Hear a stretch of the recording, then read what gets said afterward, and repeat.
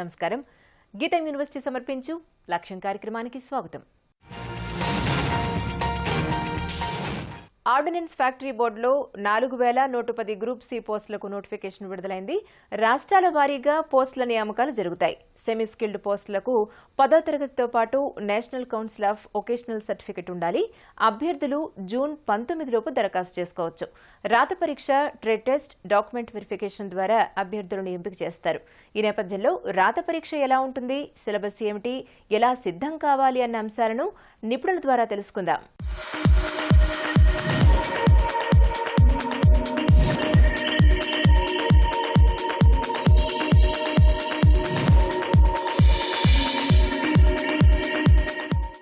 ప్రస్తుతం ఉన్నటువంటి అంతర్జాతీయ జాతీయ పరిస్థితులలో అనేక పరిణామాలు చోటు చేసుకుంటూ ఉంటున్నాయి. ఇప్పుడు మారినటువంటి నేపథ్యంలో అటు కేంద్ర ప్రభుత్వం, ఇటు రాష్ట్ర ప్రభుత్వం తమ కార్పొరేషన్స్ ద్వారా అనేక రకాలైనటువంటి వేలాది ఉద్యోగాలకి నోటిఫికేషన్స్ జారీ చేయడం అనేటువంటిది ఇప్పుడు జరుగుతున్నటువంటి పరిస్థితి. మీరు గత దశాబ్దంతో పోల్చుకున్నట్టయితే ప్రతి ఆర్గనైజేషన్ కానీ, ప్రతి ప్రభుత్వ సంస్థ కానీ నెంబర్ ఆఫ్ పోస్టులు అనేటువంటివి మారుతున్నటువంటి పరిస్థితులు కొద్దిగా పెరగడం అనేటువంటి జరుగుతుంది. ఆ కోవలోనే మనము స్టాఫ్ సెలక్షన్ కమిషన్కు సంబంధించినటువంటి ఎగ్జామినేషన్ని చూడాల్సినటువంటి అవసరం ఉంది. అదేవిధంగా ఇక్కడ మనము మన ఆర్డినెన్స్ ఫ్యాక్టరీ బోర్డు అనేటువంటిది నిర్వహించేటువంటి ఎగ్జామినేషన్కి ఆల్మోస్ట్ స్టాఫ్ సెలక్షన్ కమిషన్తో ధీటుగా ఉన్నటువంటి ఒక 4000 పోస్టులకు కూడా అది కూడా నోటిఫికేషన్ రిలీజ్ చేయడం అనేటువంటి జరిగింది. ఇప్పుడు ఈ ఆర్డినెన్స్ ఫ్యాక్టరీ బోర్డుకు సంబంధించినటువంటి విషయాన్ని కనుక మనం చూసినట్టయితే మనకు భారతదేశంలో మొత్తం 41 ఆర్డినెన్స్ ఫ్యాక్టరీలు ఉన్నాయి. ఈ ఆర్డినెన్స్ ఫ్యాక్టరీలో కావాల్సినటువంటి సామాగ్రి తయారు చేయడానికి అవసరమైనటువంటి skilled jobs, semi skilled jobs, అట్లానే లేబర్ పోస్టులకు సంబంధించి 4000 పోస్టులకి నోటిఫికేషన్ రిలీజ్ చేయడం జరిగింది. దీనికి ఈ మంత్లోనే లాస్ట్ తేదీ తర్వాత ఆగస్టులో ఎగ్జామినేషన్ ఇవన్నీ కూడా నిర్వహించడం అనేటువంటి జరుగుతోంది. ఈ నేపథ్యంలో అభ్యర్థులు ఈ ఆర్డినెన్స్ ఫ్యాక్టరీకి సంబంధించినటువంటి 4000 పోస్టులకి మనం సన్నద్ధమయ్యేటప్పుడు ఇది ఏ రాష్ట్రానికి సంబంధించినటువంటి ఫ్యాక్టరీలు ఆ రాష్ట్రంలో సంబంధించినటువంటి పోస్టులను చూడటం అనేటువంటి జరుగుతోంది. ఈ నేపథ్యంలో మనకి 133 పోస్టులు అనేటువంటివి ఉండటం జరిగింది. ఇక్కడ ఈ 133 పోస్టులకు సంబంధించి 2 రకాలుగానంటే సెమీ స్కిల్డ్ పోస్ట్ అనమాట ఇవి. దీంట్లో క్వాలిఫికేషన్ ఏంటంటే మెట్రికులేషన్, దీన్ని క్వాలిఫికేషన్గా తీసుకుంటారు. అట్లానే national trade certificate, national apprentice certificate అనేటువంటిది అభ్యర్థులు ఖచ్చితంగా కలిగి ఉండాలి. దీన్ని మనందరికీ తెలిసినటువంటిదే NCVT, national council of vocational training వాళ్ళు ఈ సర్టిఫికేట్ని జారీ చేయడం అనేటువంటి జరుగుతుంది. ఎందుకనంటే ఇక్కడ వొకేషనల్ ట్రైనింగ్లో భాగంగా మీరు ఏదైతే ఇప్పుడు ఒక ట్రేడ్, ఒక యాక్టివిటీ ఏదైతే తీసుకుంటారో, ఒక లైవ్లీహుడ్ అయితే తీసుకుంటారో దాంట్లో మీరు పర్ఫెక్ట్గా ఉండి తేలాలి. ఎలక్ట్రీషియన్ తీసుకున్నారనుకోండి, దాంట్లో మీరు పర్ఫెక్ట్గా చేయగలుగుతారా లేదా అని ట్రైనింగ్ ఇచ్చిన తర్వాత వీళ్ళు ఈ సర్టిఫికేట్ ఇవ్వడం అనేటువంటి జరుగుతుంది. కాబట్టి అలాంటి ఈ ఆర్డినెన్స్ ఫ్యాక్టరీలో ఉన్నటువంటి ఈ వ్యక్తులకి ఒక ఎగ్జామినేషన్ అనేటువంటిది నిర్వహించి అలాంటి వాళ్ళందరినీ ఎన్నుకోవడం జరుగుతుంది. కాబట్టి క్వాలిఫికేషన్ దీంట్లో మెట్రికులేషను ప్లస్ ఆ సంబంధిత ఉన్నటువంటి వొకేషనల్ ట్రైనింగ్ సర్టిఫికేట్ అనేటువంటిది మస్ట్గా ఉండి తీరాల్సినటువంటి అవసరం ఉంది. దీనికి సెలక్షన్ ప్రాసెస్ ఎలా ఉంటుందని అంటే దీంట్లో రిటన్ టెస్ట్ ఒకటి ఉంటుంది, అట్లానే ట్రేడ్ టెస్ట్ ఒకటి ఉంటుంది, అట్లానే డాక్యుమెంట్ వెరిఫికేషన్ లాస్ట్లో ఉంటుందన్నమాట. అంటే మీరు ఇచ్చినటువంటివన్నీ కూడా కరెక్ట్గా ఉన్నాయా లేదా అని చూడటం అనమాట. దీంట్లో ఫస్ట్లో మనం రిటర్న్ టెస్ట్ కనుక మీరు తీసుకున్నట్టయితే పార్ట్ ఏ ఆబ్జెక్టివ్ టైప్లో ఉంటుంది. దాని కింద 20 బిట్లు పార్ట్ ఏలో ఇవ్వడం జరుగుతుంది అన్నమాట. దీంట్లో 10 క్వశ్చన్స్ జనరల్ సైన్స్ నుంచి అడుగుతూ ఉన్నారు. అట్లానే 10 క్వశ్చన్స్ వచ్చేసి క్వాంటిటేటివ్ ఆప్టిట్యూడ్, అంటే అది సైన్సు అట్లానే మ్యాథమెటిక్స్ ఓరియంటేషన్లో ఉన్నటువంటి క్వాంటిటేటివ్ ఆప్టిట్యూడ్ రెండింటిని కూడా 50% వెయిటేజ్తో 10 బిట్లు అక్కడ 10 బిట్లు ఇక్కడ తీసేయడం, అంటే 20 మార్కులకి ఇవ్వడం అనేటువంటి జరుగుతూ ఉంది. అట్లానే పార్ట్ బిలో ఎన్సీవీటీ సిలబస్ ప్రకారంగా మీరు ఏ ట్రేడ్లో అయితే సర్టిఫికేట్ తెచ్చుకున్నారో ఆ ట్రేడ్కి సంబంధించినటువంటి ఎగ్జామినేషన్ 80 బిట్లు ఇవ్వడం జరుగుతూ ఉంది. కాబట్టి 80 క్వశ్చన్స్ 80 మార్కులు, ఒక్కొక్క బిట్ ఒక్కొక్క మార్కు క్యారీ ఆన్ చేస్తుంది. ఈ మొత్తానికి ఆ 20కి ఈ 80 మార్కులకి ఉన్నటువంటి సమయం దాదాపుగా 2 గంటల సమయం ఉంది. అట్లానే ఇక్కడ మీ ట్రేడ్ టెస్ట్ ఉంటుంది. ఏమిటి ట్రేడ్ టెస్ట్ అని అంటే ఈ ఎగ్జామినేషన్, రిటర్న్ ఎగ్జామినేషన్ అయిపోయిన తర్వాత మీరు ఏ ట్రేడ్ అయితే మీరు ఎంపిక చేసుకున్నారో, ఎన్సీవీటీలో ట్రైనింగ్ తీసుకున్నారో వొకేషనల్ ట్రైనింగ్లో, ఆ ట్రేడ్కి సంబంధించినటువంటి పరీక్షలో కూడా ఇది ప్రాక్టికల్ లాంటి ఎగ్జామినేషను. కాబట్టి దాంట్లో కూడా మీకు పరిజ్ఞానం ఉండాల్సినటువంటి అవసరం ఉంది. ఆ తర్వాత సర్టిఫికెట్ వెరిఫికేషన్ అనేటువంటిది ఉంటుంది. ఇదే కాకుండా లేబర్ పోస్టులు కూడా దీంట్లో గ్రూప్ సి కేటగిరీ కింద ఆర్డినెన్స్ ఫ్యాక్టరీలో రిలీజ్ చేయడం అనేటువంటి జరిగింది. దీంట్లో మాత్రం ఇక్కడ ట్రేడ్ పరీక్షలు ఇలాంటివి ఉండవు. అందరికీ అందరికీ ఒకటే పరీక్ష ఉంటుంది. దీంట్లో న్యూమరికల్ యాప్టిట్యూడ్ 40 క్వశ్చన్స్ ఇస్తారు, 40 మార్కులు క్యారీ అవుట్ చేస్తుంది. అట్లానే జనరల్ సైన్స్కి సంబంధించి 30 క్వశ్చన్స్ ఇస్తారు, 30 మార్కులు క్యారీ అవుట్ చేస్తాయి. అట్లానే జనరల్ అవేర్నెస్కి సంబంధించి అంటే జనరల్ నాలెడ్జ్ టైపు 30 క్వశ్చన్స్ ఇస్తారు, 30 మార్కులు. టోటల్ 100 క్వశ్చన్స్, 100 మార్కులు, 2 గంటలు ఎగ్జామినేషన్ అనేటువంటి జరుగుతుంది. దీనికి మీకు ఎలాంటి సర్టిఫికేట్ అవసరం లేదు. ఇది మెట్రికులేషన్తో క్వాలిఫికేషన్ ఉన్నటువంటి అభ్యర్థులందరూ కూడా దీనికి అర్హులు. అట్లానే ఇక్కడ ఈ 2 ఎగ్జామ్స్లో కూడాను ఒక ముఖ్యమైనటువంటి విషయము, ఆ తర్వాత ఎస్ఎస్సిలో లేనటువంటి విషయం ఏంటంటే ఇది ట్రైలింగ్వల్, అంటే 3 భాషలు కలిగినటువంటి 3 భాషలతో కూడినటువంటి ఎగ్జామినేషన్ అనమాట. ఇక్కడ ఇంగ్లీష్ ఇస్తారు, హిందీ ఇస్తారు, మన లాంగ్వేజ్ తెలుగు కాబట్టి తెలుగులో కూడా పేపర్ ఉంటుంది. కాబట్టి అభ్యర్థులు ఎలాంటి ఇబ్బంది లేకుండా మీరు ఈ 3 భాషల్లో మీకు నచ్చినటువంటి భాషలో, మీకు వచ్చినటువంటి భాషలో ఎగ్జామ్లు రాసేదానికి స్కోప్ ఉంది. కాబట్టి ఇక్కడ ఇంగ్లీష్ అనేటువంటిది వచ్చినప్పటికీ చాలామంది ఇంజనీరింగ్ అభ్యర్థులు మాకు జాబ్స్ అలాంటివి రావట్లేదు, తర్వాత ప్రైవేట్ కంపెనీలకు వెళ్తే మాకు 5,000, 10,000, 15,000 అంతకన్నా ఎక్కువ ఇవ్వట్లేదు అనుకున్నటువంటి అభ్యర్థులు ఎవరైతే ఉన్నారో మీకున్నటువంటి ఇంగ్లీష్ పరిజ్ఞానాన్ని మీరు ఆల్రెడీ 4 సంవత్సరాలు 5 సంవత్సరాలు ప్రొఫెషనల్ కాలేజీలో చదువుకున్నారు. కాబట్టి ఆ రకంగా ఆ ప్రొఫెషనల్ కాలేజీలో మీరు నేర్చుకున్నటువంటి ఇంగ్లీష్ పరిజ్ఞానాన్ని ఇక్కడ ఉపయోగించి మీకు నచ్చినటువంటి ఎస్ఏని వాటిని ఇంగ్లీష్లో రాసి మనం ఉత్తీర్ణులైనటువంటి వాళ్ళు అనేక మంది ఉన్నారు. కాబట్టి ఆ కోవలో మీరు ఆలోచన చేసి కేంద్ర ప్రభుత్వం ఇచ్చేటువంటి ఉద్యోగాలు యూపీఎస్సీ తర్వాత ఇలాంటి ఆర్గనైజేషన్స్ ద్వారా ప్యారలల్గా వెళ్ళేటువంటి స్కోప్ ఉంది. కాబట్టి ఈ ప్యారలల్ సబ్సిడరీ ఆర్గనైజేషన్స్ అన్నింటి మీద మనం ఒక ఫోకస్ పెట్టాల్సినటువంటి అవసరం ఉంది. 2016 సివిల్స్ ఫలితాల్లో తెలుగు రాష్ట్రాల నుంచి 90 మంది సివిల్స్లో విజయం సాధించారు. శ్రీకాకుళం జిల్లాకు చెందిన రోణంకి గోపాలకృష్ణ 3వ ర్యాంకు సాధించారు. గోపాలకృష్ణ తెలుగు మాధ్యమంలోనే సివిల్స్ రాశారు. అంతేకాదు తెలుగులో ఇంటర్వ్యూకు హాజరై విజయం సాధించారు. వ్యవసాయ కుటుంబం నుంచి వచ్చి దూర విద్య ద్వారా డిగ్రీ చదివి సివిల్స్ 3వ ర్యాంకును కైవసం చేసుకోవడం వెనుక కృషి, పట్టుదల, లక్ష్యం పట్ల స్పష్టత ఉంది. గ్రామీణ విద్యార్థులకు ఎంతో స్ఫూర్తిగా నిలుస్తున్న సివిల్స్ 3వ ర్యాంకర్ గోపాలకృష్ణతో ప్రత్యేక ఇంటర్వ్యూను ఇప్పుడు చూద్దాం.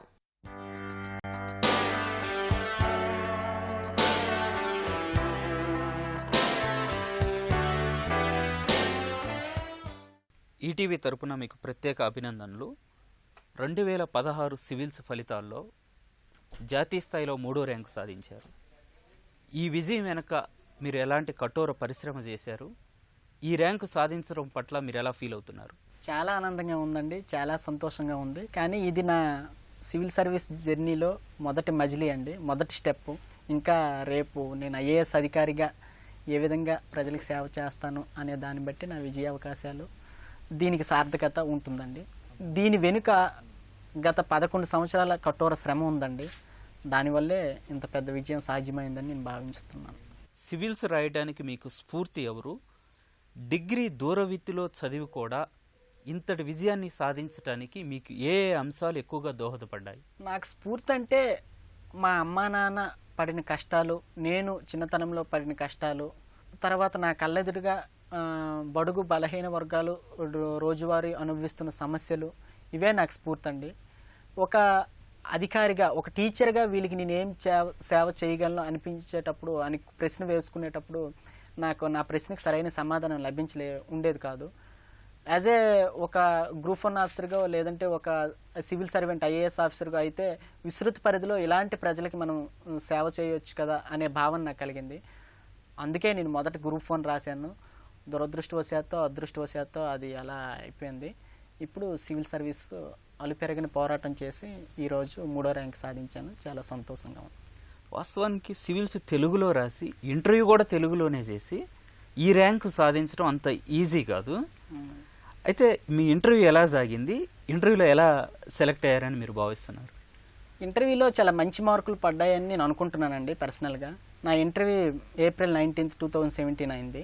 దాదాపు 35 నుండి 45 నిమిషాలు జరిగింది. అందులో బోర్డు మేడం శ్రీమతి సుజాత మెహతా గారి ఆధ్వర్యంలో జరిగింది. నేను వాళ్ళకి డిఏఎఫ్ అని ఉంటుందండి, డీటెయిల్డ్ అప్లికేషన్ ఫామ్. అది మెయిన్స్ వెళ్ళేటప్పుడు మనం నింపేసి ఇవ్వాలి. అది వాళ్ళ దగ్గర ఉంటుందండి. అక్కడ మన హాబీస్ అడుగుతారు. హాబీస్ నేను టీచింగ్ అని పెట్టానండి. అంటే నా ప్రొఫెషన్ కూడా టీచింగ్ అని. అందుకే ఎక్కువగా టీచింగ్ మీద సంబంధించిన ప్రశ్నలే వచ్చాయండి. మిడ్ డే మీల్ గురించి, తర్వాత ప్రైమరీ సెక్షన్లో మాతృభాష విద్యా బోధన సమర్థిస్తావా, ఇంగ్లీష్ మీడియం విద్యా బోధన సమర్థిస్తావా అని, తర్వాత మీ ఇంటి పేరు రోణంకి కదా దాని అర్థం ఏంటి, తర్వాత ఇంకా అనేక రకాల ప్రశ్నలండి. ఒక ప్రైమరీ టీచర్ యొక్క గొప్పతనం ఏంటి, ప్రైమరీ టీచర్ ఏ స్కిల్స్ని డెవలప్ చేయాలి పిల్లల్లో, తర్వాత కార్పొరేట్ సోషల్ రెస్పాన్సిబిలిటీ కింద ప్రభుత్వ పాఠశాల మారుమూల ప్రాంతంలో ఎలా డెవలప్ చేయొచ్చు, అండ్ మీకు బాగా ఇన్స్పిరేషన్ చేసిన వ్యక్తులు ఎవరు, ఇలా రకరకాల అనేక రకాల ప్రశ్నలు అడిగారండి. ఎక్కువగా నా టీచింగ్ ఎక్స్పీరియన్స్ చుట్టే నా ఇంటర్వ్యూ తిరిగిందండి. ఓకే, మీ జీవిత లక్ష్యం ఏంటి? సమాజంలో ఎలాంటి మార్పును మీరు కోరుకుంటున్నారు? మీరు సమాజానికి ఏం చేయబోతున్నారు? ఇది ఒక్క పదంతో చెప్పడం కష్టం, కానీ మార్పు అంటే ఎటువంటి వివక్ష లేని సమాజం నాకు కావాలండి. కొన్నిసార్లు అది మనం సాధించలేమో అనిపిస్తుంటుంది, కానీ అంటే అందరికీ పేదవాడు ధనిక ప్రజలు, ఐఏఎస్ కొడుకు రిక్షా పుల్లరు పిల్లడు ఇద్దరు కూడా ఒకే విధమైన స్కూల్లో చదవాలి. నెక్స్ట్ హెల్త్ పరంగా కూడా రాజకీయ నాయకుడు మంత్రి కొడుకు, నెక్స్ట్ ఒక వ్యవసాయ రైతు కూలీ కొడుకు ఇద్దరు కూడా ఒకే దగ్గర హాస్పిటల్ ఫెసిలిటీస్ ఉండాలి. అలాంటి సమాజం కావాలని నేను ఎప్పటి నుంచో కోరుకుంటున్నాను సార్. ఎక్కడ ఈ డిస్క్రిమినేషన్, ఎక్కడ ఈ భేదాభిప్రాయం వస్తుందంటే మెయిన్ అమర్త్య సేన్ చెప్పినట్టుగా విద్యా వ్యవస్థలోనే ఆ భేదాభిప్రాయం తీసుకొస్తున్నాం సార్. ఇప్పుడు నేను ప్రాథమిక గవర్నమెంట్ స్కూల్లో తెలుగు మాధ్యమంలో చదువుకున్నాను. నేను పోనీ ఎంత మామూలుగా కష్టపడే మనస్తత్వం ఉన్నా నా తెలివితేటలకి ఒక ఐఐఎం అహ్మదాబాద్, ఒక ఐఐటి మద్రాసులో చేసిన వ్యక్తికి చాలా తేడా ఉంటుందండి. అక్కడ క్లియర్ కట్ వేరియబుల్స్ వస్తున్నాయి. నాకు ఎందుకో అలా కాకుండా అందరికీ కామన్ కోర్ విద్యా వ్యవస్థ, అందరికీ ఉమ్మడిగా వైద్య విధానం ఉంటే బాగుంటుంది అనిపిస్తుంది. నెక్స్ట్ ఇప్పటికీ ఈ మారుమూల ప్రాంతాల్లో ఇప్పటికీ చాలా రకాల సమస్యలు ఉన్నాయండి. అది స్వాతంత్రం వచ్చాక అనేక రకాల మార్పులు వచ్చినప్పటికీ ఇంకా ఆ ఇంటీరియర్ సొసైటీలోకి ప్రభుత్వం వెళ్ళగలిగినప్పుడు నిజంగా ఈ ప్రజాస్వామ్య భారతదేశంలో అద్భుతమైన ఫలితాలు సాధించవచ్చండి. అయితే మార్పు అనేది ఏ ఒక రోజులోనో 2 రోజుల్లోనో వచ్చే పరిస్థితి కాదు. దీనికి చాలా సంవత్సరాలు పడతాయి. అది నిరంతర ప్రక్రియ. ఆ ప్రక్రియలో గత ప్రభుత్వాలు అయితేనేమి, గత ప్రభుత్వ అధికారులు అయితేనేమి, బ్యూరోక్రాట్స్ అయితేనేమి, ఐఏఎస్లు అయితేనేమి అందరు కూడా చాలా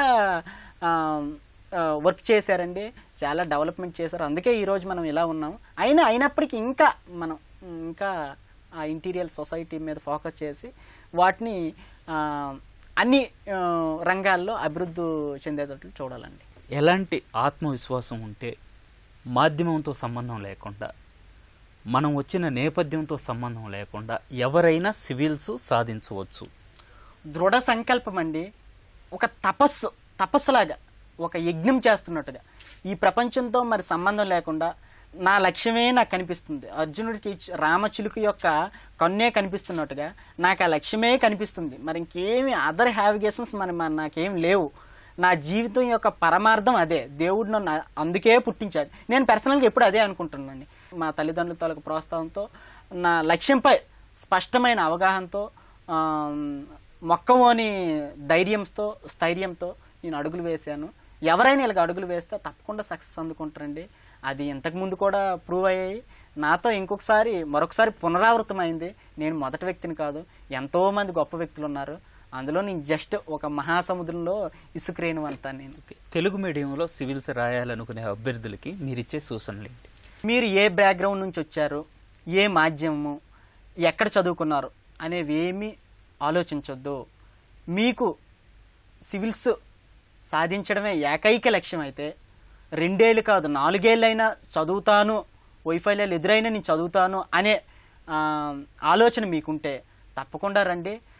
నేను ఒక తెలుగులో మాధ్యమంలో రాసిన స్టూడెంట్గా, ఒక ఐఏఎస్ అధికారిగా నేను అలాంటి పిల్లలకి నా ప్రభుత్వ విధులు నిర్వర్తిస్తూనే చేదోడు వాదోడుగా ఉంటానని వేదిక నుంచి నేను తెలుపుకుంటున్నాను. పోటీ పరీక్షలైనా, అకాడమిక్ స్టడీస్ అయినా అధ్యయన విధానంలో కొన్ని మెలకువలు పాటిస్తే మంచి ఫలితాలు వస్తాయి అంటున్నారు నిపుణులు. ఆ విధంగా ప్రయత్నించిన ఎందరో మహనీయుల జీవితాలు నిదర్శనంగా కనిపిస్తాయి. పోటీ పరీక్షలకు సన్నద్ధమవుతున్న అభ్యర్థులకు ఎంతో ఉపయోగపడే విజయ సూత్రాలను గెలుపు మంత్రాలు చూద్దాం.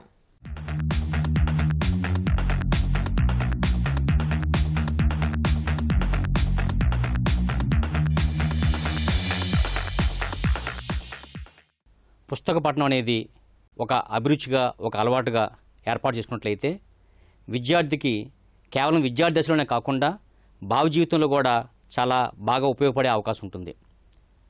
చింకి చొక్కానైనా తొడుక్కో, మంచి పుస్తకాన్ని కొనుక్కో అంటారు నార్ల వెంకటేశ్వరరావు గారు. ఒక పుస్తకం చదవడం వలన ఒక రచయిత ఆ పుస్తకం రాయడానికి తన జీవితంలో ఉన్నటువంటి అనుభవాల్ని, తన యొక్క అవగాహనని, తన యొక్క జ్ఞానాన్ని రంగరించి ఆ విషయం మీద ఆయన రాయడం జరుగుతుంది. ఎప్పుడైతే ఆ పుస్తకాన్ని చదువుతామో ఆ పుస్తకం ద్వారా ఆ రచయిత యొక్క అనుభవాన్ని కానీ, తన యొక్క అభిప్రాయాన్ని కానీ, తాను చూసిన జీవితాన్ని పట్ల ఒక అవగాహన మనకు రావడానికి అవకాశం ఉంటుంది. ఒక విషయాన్ని సక్రమంగా అర్థం చేసుకోవాలన్నట్లయితే విభిన్నపరమైనటువంటి అనేక రకాలైనటువంటి దృక్పథాలు బట్టి ఆ విషయాన్ని అర్థం చేసుకోవాలి. ఏనుగుని 5 గుడ్డివాళ్ళు వర్ణించినట్టుగా తోక పట్టుకున్నాడు తోకని, లేదా తొండం పట్టుకున్నాడు తొండని కాకుండా 5 యొక్క దృక్పథాన్ని ఒక దగ్గర పెట్టినట్లయితే ఏనుగు పట్ల సరైనటువంటి ఒక దృశ్యం ఏర్పడుతుంది. అదేవిధంగా జీవితంలో కూడా అనేక మంది మహానుభావులు తమ యొక్క అభిప్రాయాల్ని, తమ యొక్క అనుభవాల్ని ఒక పుస్తకం రూపంలో తీసుకొస్తారు. ప్రతి ఒక్క వ్యక్తి జీవితంలో పుస్తక పఠనం అనేది ఒక మంచి అలవాటు. రానున్నటువంటి సంవత్సరంలో నెలకి ఒక పుస్తకాన్ని కానీ, లేదా ఈ సంవత్సరం నేను పుస్తకాలు చదవాలని ఒక లక్ష్యంగా పెట్టుకున్నట్లయితే ఆ లక్ష్యం మీ జీవితం యొక్క అసలు లక్ష్యం ఏది ఉందో దాన్ని సాధించడానికి మంచి అవకాశం ఉంటుంది. ఉదాహరణకి నెపోలియన్ బోనపార్టే ఒక మంచి మాట అంటాడు, రూసో లేకపోతే నెపోలియన్ లేడని. రూసో యొక్క సోషల్ కాంట్రాక్ట్ పుస్తకం చదివిన తర్వాత నెపోలియన్కి జీవితం పట్ల, తన దేశం పట్ల, తన కర్తవ్యం పట్ల ఒక సరైనటువంటి సక్రమైనటువంటి అభిప్రాయం ఏర్పడింది. అదేవిధంగా ఆల్ లీడర్స్ ఆర్ రీడర్స్ అంటారు.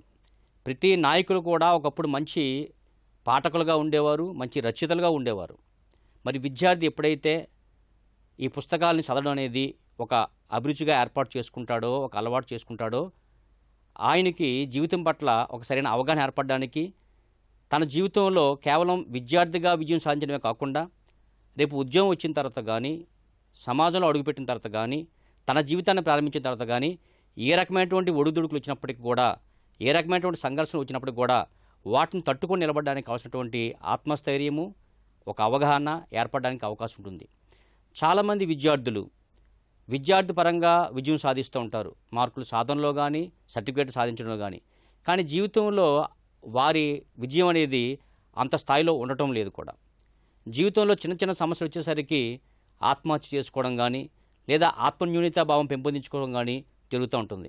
అలా కాకుండా మంచి పుస్తకాలు చదవడం వల్ల, అవి సాహిత్యపరమైన పుస్తకాలు అవ్వచ్చు, లేదా రాజకీయ విజ్ఞానం పెంపొందించే పుస్తకాలు అవ్వచ్చు, లేదా జీవితం పట్ల అభిరుచి పెంపొందించే పుస్తకాలు అవ్వచ్చు. మీ యొక్క అభిరుచి ప్రకారము పుస్తకాలు కానీ చదివినట్లయితే ఏ రకమైన పుస్తకాలు చదవాలి, ఉదాహరణకి మీకున్నటువంటి లైబ్రరీలో కానీ, లేదా సమీపంలో ఉన్నటువంటి ఈ పుస్తక విక్రయశాలకు కానీ వెళ్ళి అక్కడ ఆల్రెడీ పాపులర్గా ఉన్నటువంటి పుస్తకాలు ఏవైతే ఉన్నాయో ఆ పుస్తకాలను కానీ ఎప్పుడైతే చదువుకున్నట్లయితే జీవితం పట్ల ఒక అవగాహన ఏర్పడడానికి అవకాశం ఉంటుంది. పుస్తకం హస్తభూషణం అన్నారు. ప్రతి ఒక్క వ్యక్తి కూడా, గొప్ప నాయకులు చూడండి, పూర్వం తప్పనిసరిగా చేతిలో పుస్తకం లేనిదే ఏ వ్యక్తి కూడా బయటికి వెళ్ళేవాడు కాదు.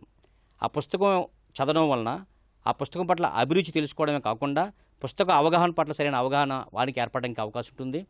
అంతేకాకుండా తన జీవితం పట్ల సరైనటువంటి దృక్పథం ఏర్పడడానికి అవకాశం ఉంటుంది.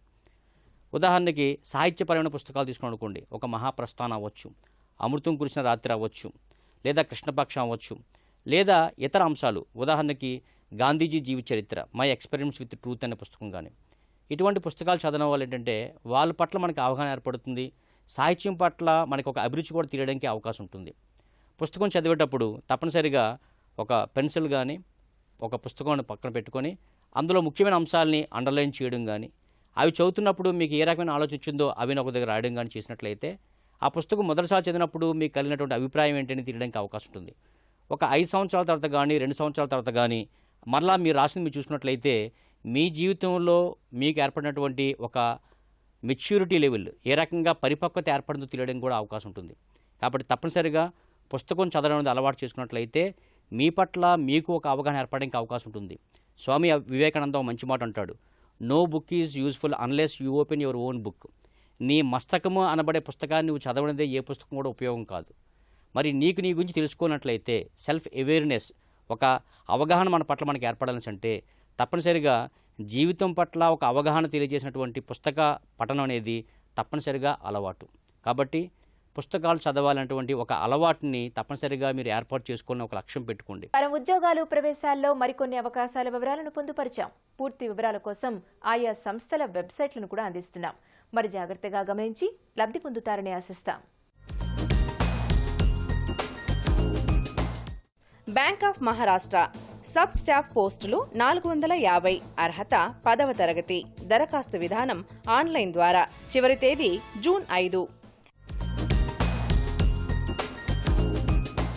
ఢిల్లీ యూనివర్సిటీ అసిస్టెంట్ ప్రొఫెసర్ పోస్టులు 74. అర్హత పీజీ నెట్ అర్హత. దరఖాస్తు విధానం ఆన్లైన్ ద్వారా. చివరి తేదీ June 12. Hindustan petroleum corporation limited Visakha రిఫైనరీలో టెక్నీషియన్ పోస్టులు 60. అర్హత ఇంజనీరింగ్ డిప్లొమా. దరఖాస్తు విధానం ఆన్లైన్ ద్వారా. చివరి తేదీ జూన్ 8. నిర్మా యూనివర్సిటీ ఎం ఫార్మసీ ప్రోగ్రాంలో ప్రవేశాలు. అర్హత బి ఫార్మసీ. చివరి తేదీ జూన్ 12. దరఖాస్తు విధానం ఆన్లైన్ ద్వారా. Indian institute of handloom technology textile ప్రాసెసింగ్లో పోస్ట్ డిప్లొమా. అర్హత హ్యాండ్లూమ్ టెక్నాలజీలో డిప్లొమా బీఎస్సీ. చివరి తేదీ June 20. JNTU Hyderabad part time MTech ప్రోగ్రాంలో ప్రవేశాలు. అర్హత బీఈ బీటెక్. చివరి తేదీ జూలై 14. దరఖాస్తు విధానం ఆన్లైన్ ద్వారా. ఈ వారం గీతం యూనివర్సిటీ సమర్పించు లక్ష్యం కార్యక్రమం మీకెంతగానో ఉపకరిస్తుందని ఆశిస్తాం. మీ అభిప్రాయాలు, సూచనలు మా ఇమెయిల్ ఐడికి పంపించండి. మా ఇమెయిల్ ఐడి laksham@etv.co.in. వచ్చే వారం మరిన్ని అంశాలతో మళ్లీ ముందుకొస్తుంది మీ గీతం యూనివర్సిటీ సమర్పించు లక్ష్యం. అంతవరకు సెలవు. నమస్కారం.